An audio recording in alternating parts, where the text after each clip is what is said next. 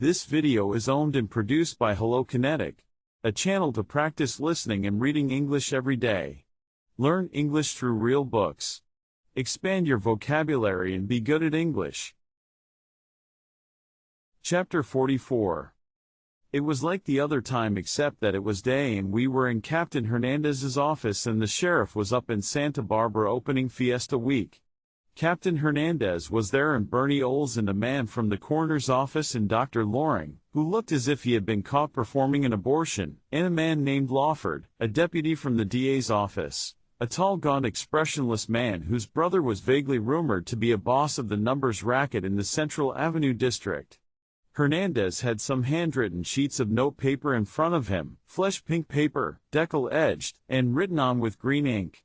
"This is informal," Hernandez said, when everybody was as comfortable as you can get in hard chairs.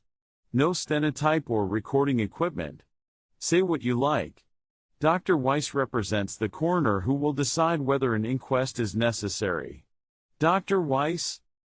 He was fat, cheerful, and looked competent. "I think no inquest," he said. "There is every surface indication of narcotic poisoning. When the ambulance arrived, the woman was still breathing very faintly and she was in a deep coma and all the reflexes were negative. At that stage you don't save 1 in 100. Her skin was cold and respiration would not be noticed. Without close examination, the houseboy thought she was dead. She died approximately an hour after that. I understand the lady was subject to occasional violent attacks of bronchial asthma. The Demerol was prescribed by Dr. Loring as an emergency measure." "Any information or deduction about the amount of Demerol taken, Drive Weiss?" "A fatal dose," he said, smiling faintly. "There is no quick way of determining that without knowing the medical history, the acquired or natural tolerance. According to her confession, she took 2,300 milligrams, 4 or 5 times the minimal lethal dose for a non-addict." He looked questioningly at Dr. Loring. "Mrs. Wade was not an addict," Dr. Loring said coldly. "The prescribed dose would be 1 or 2 50-milligram tablets. 3 or 4 during a 24-hour period would be the most I'd permit." "But you gave her 50 at a whack," Captain Hernandez said. "A pretty dangerous drug to have around in that quantity, don't you think? How bad was this bronchial asthma, doctor?" Dr. Loring smiled contemptuously. "It was intermittent, like all asthma. It never amounted to what we term status asthmaticus, an attack so severe that the patient seems in danger of suffocating." "Any comment, Dr. Weiss?" "Well," Dr. Weiss said slowly, "assuming the note didn't exist and assuming we had no other evidence of how much of the stuff she took, it could be an accidental overdose. The safety margin isn't very wide. We'll know for sure tomorrow. You don't want to suppress the note, Hernandez, for Pete's sake?" Hernandez scowled down at his desk. "I was just wondering. I didn't know narcotics were standard treatment for asthma. Guy learns something every day." Loring flushed. "An emergency measure," I said, "Captain. A doctor can't be everywhere at once. The onset of an asthmatic flare-up can be very sudden." Hernandez gave him a brief glance and turned to Lawford. "What happens to your office if I give this letter to the press?" The DA's deputy glanced at me emptily. "What's this guy doing here, Hernandez?" "I invited him." "How do I know he won't repeat everything said in here to some reporter?" "Yeah, he's a great talker. You found that out the time you had him pinched." Lawford grinned, then cleared his throat. "I've read that purported confession," he said carefully. "And I don't believe a word of it. You've got a background of emotional exhaustion, bereavement, some use of drugs, the strain of wartime life in England under bombing, this clandestine marriage, the man coming back here, and so on. Undoubtedly she developed a feeling of guilt and tried to purge herself of it by a sort of transference." He stopped and looked around, but all he saw was faces with no expression. "I can't speak for the DA, but my own feeling is that your confession would be no grounds to seek an indictment even if the woman had lived. And having already believed one confession you wouldn't care to believe another that contradicted the first one," Hernandez said caustically. Take it easy, Hernandez. Any law enforcement agency has to consider public relations. If the papers printed that confession, we'd be in trouble. That's for sure. We've got enough eager beaver reformer groups around just waiting for that kind of chance to stick a knife into us. We've got a grand jury that's already jittery about the working over your vice squad lieutenant got last week. It's about 10 days. Hernandez said, "Okay, it's your baby. Sign the receipt for me." He shuffled the pink decal-edged pages together and Lawford leaned down to sign a form. He picked up the pink pages, folded them, put them in his breast pocket and walked out. Dr. Weiss stood up. He was tough, good-natured, unimpressed. "We had the last inquest on the Wade family too quick," he said. "I guess we won't bother to have this one at all." He nodded to Olds and Hernandez, shook hands formally with Loring, and went out. Loring stood up to go, then hesitated. "I take it that I may inform a certain interested party that there will be no further investigation of this matter?" he said stiffly. "Sorry to have kept you away from your patients so long, Doctor." "You haven't answered my question," Loring said sharply. "I better warn you." "Get lost, Jack," Hernandez said. Dr. Loring almost staggered with shock. Then he turned and fumbled his way rapidly out of the room. The door closed and it was a half-minute before anybody said anything.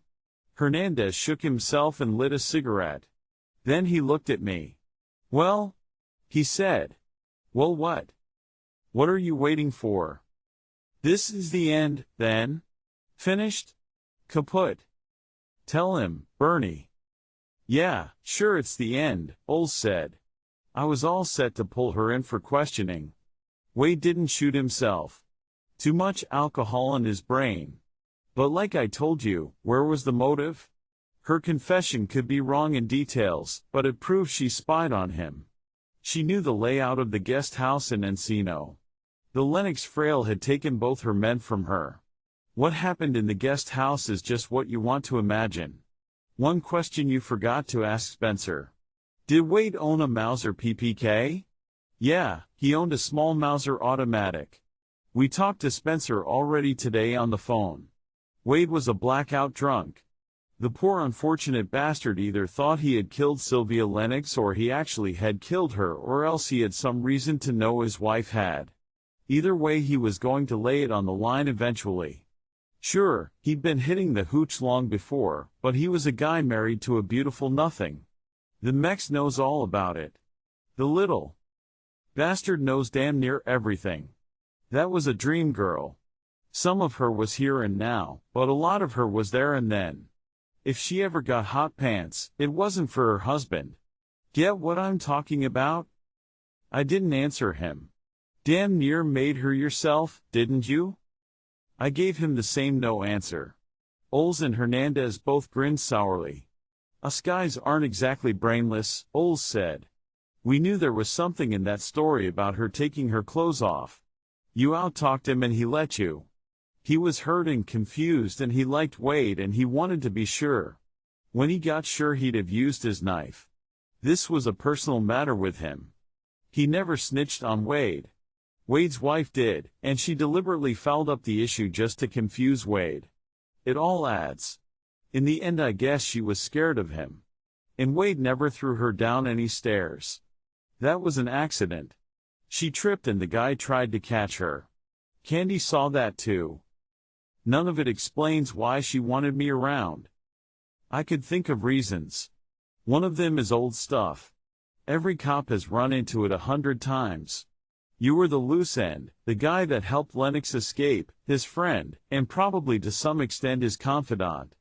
What did he know and what did he tell you? He took the gun that had killed her and he knew it had been fired. She could have thought he did it for her. That made her think he knew she had used it. When he killed himself she was sure. But what about you? You were still the loose end. She wanted to milk you, and she had the charm to use, and a situation ready-made for an excuse to get next to you. And if she needed a fall guy, you were it. You might say she was collecting fall guys. You're imputing too much knowledge to her, I said. Olds broke a cigarette in half and started chewing on one half. The other half he stuck behind his ear. Another reason is she wanted a man, a big, strong guy that could crush her in his arms and make her dream again. She hated me, I said. I don't buy that one. Of course, Hernandez put in dryly. You turned her down. But she would have got over that. And then you blew the whole thing up in her face with Spencer listening in. You two characters been seeing any psychiatrists lately? Jesus, Oles said, hadn't you heard? We got them in our hair all the time these days. We've got 2 of them on the staff. This ain't police business anymore. It's getting to be a branch of the medical racket. They're in and out of jail, the courts, the interrogation rooms. They write reports 15 pages long on why some punk of a juvenile held up a liquor store or raped a schoolgirl or peddled tea to the senior class. 10 years from now, guys like Hernandez and me will be doing Rorschach tests and word associations instead of chin-ups and target practice. When we go out on a case, we'll carry little black bags with portable lie detectors and bottles of truth serum. Too bad we didn't grab the 4 hard monkeys that poured it on Big Willie Magoon. We might have been able to unmaladjust them and make them love their mothers. Okay for me to blow? What are you not convinced about? Hernandez asked, snapping a rubber band. I'm convinced. The case is dead. She's dead, they're all dead. A nice smooth routine all around. Nothing to do but go home and forget it ever happened. So I'll do that.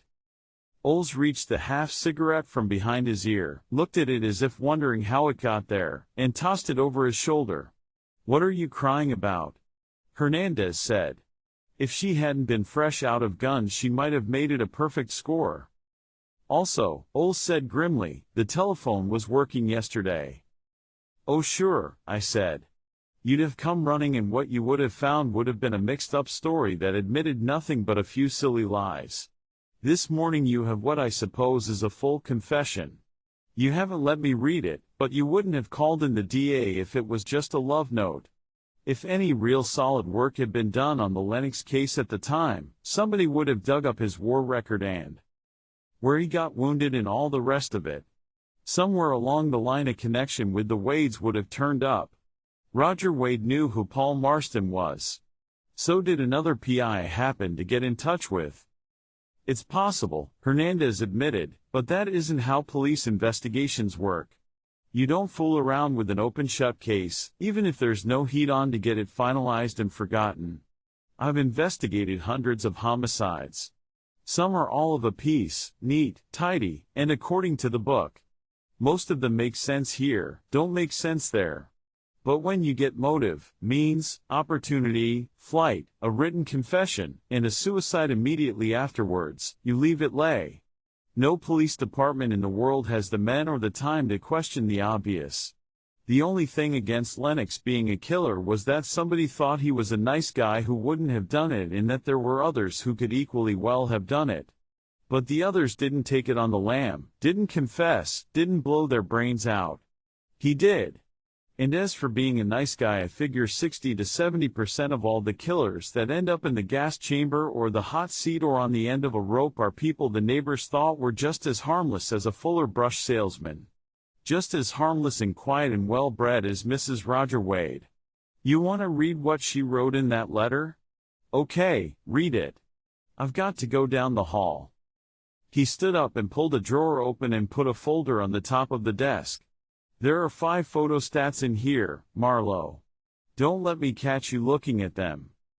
He started for the door and then turned his head and said to Oles, You want to talk to Peshork with me? Oles nodded and followed him out. When I was alone in the office, I lifted the cover of the file folder and looked at the white-on-black photostats. Then touching only the edges, I counted them. There were 6, each of several pages clipped together. I took one and rolled it up and slipped it into my pocket. Then I read over the next one in the pile. When I had finished, I sat down and waited. In about 10 minutes Hernandez came back. Alone. He sat down behind his desk again, tallied the photostats in the file folder, and put the file back in his desk. He raised his eyes and looked at me without any expression. Satisfied? Lawford, know you have those? Not from me. Not from Bernie. Bernie made them himself. Why? What would happen if one got loose? He smiled unpleasantly. It won't. But if it did, it wouldn't be anybody in the sheriff's office. The DA has photostat equipment too. You don't like District Attorney Springer too well, do you, Captain? He looked surprised. Me? I like everybody, even you. Get the hell out of here. I've got work to do. I stood up to go. He said suddenly, you carry a gun these days? Part of the time. Big Willie Magoon carried two. I wonder why he didn't use them. I guess he figured he had everybody scared. That could be it, Hernandez said casually. He picked up a rubber band and stretched it between his thumbs. He stretched it farther and farther. Finally, with a snap, it broke. He rubbed his thumb where the loose end had snapped back against it. Anybody can be stretched too far, he said. No matter how tough he looks. See you around. I went out of the door and got out of the building fast. Once a patsy, always a patsy.